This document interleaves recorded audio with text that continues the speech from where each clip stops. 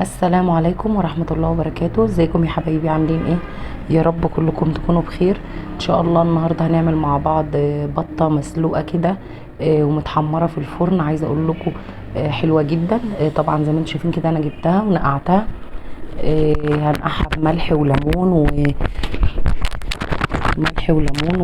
وحبة سكر، وبعدين حطيت ورق لوري وحبهان زي ما انتم شايفين كده.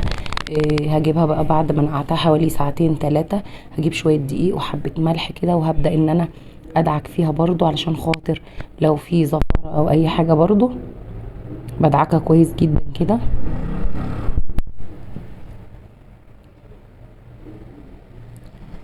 زي ما انتم شايفين. وبعد كده بعصر ليمون برضو عشان خاطر ما يبقاش فيه اي زفارة. زي ما انتم شايفين كده هي ما شاء الله بيضة ونضيفة كده ما شاء الله يعني.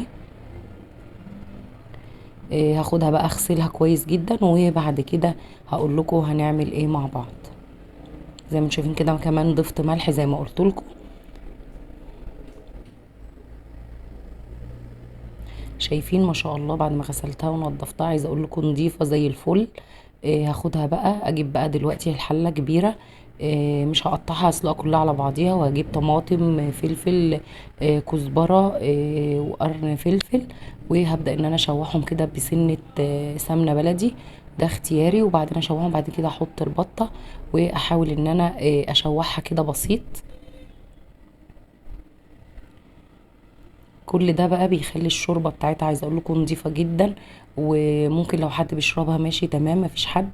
عادي بنعينها بقى نسقي منها المحشي او نعمل بيها رقاق. عايزه اقول لكم يبقى تحفه. طبعا هحط حبهان بقى، وهحط ورق لوري، وهسيبها بقى مع بعض وشويه ملح وشويه فلفل بس مش هكتر اكتر من كده. وهغطي عليها بقى تستوي وارجع لكم تاني. زي ما انتم شايفين كده هي ما شاء الله استوي. شايفين الشوربه؟ عايزه اقول لكم الشوربه نظيفه جدا. وطبعا ده بعد ما وريت لكم ان هي ازاي تستوي بنضغط بظهر المعلقه لغايه ما تستوي. زي ما انتم شايفين كده هجيب معلقه صلصه، حبه دبس رمان او ممكن عسل اسود مفيش مشكله، واقلبهم مع بعض مع رشه ملح ورشه فلفل ونقطه زيت زيتون، واقلبهم كلهم وادهن البطه وادخلها تحت الشوايه.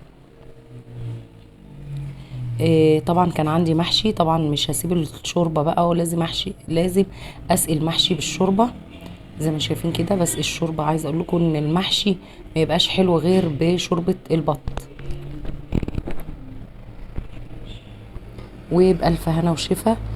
عايزه اقول لكم طريقه البطه دي انا عملت قبل كده بطه مسلوقه. مفيش مشكله. برضو شوفوا الطريقه دي سهله برضو، وان شاء الله تعجبكم. والف هنا وشفا.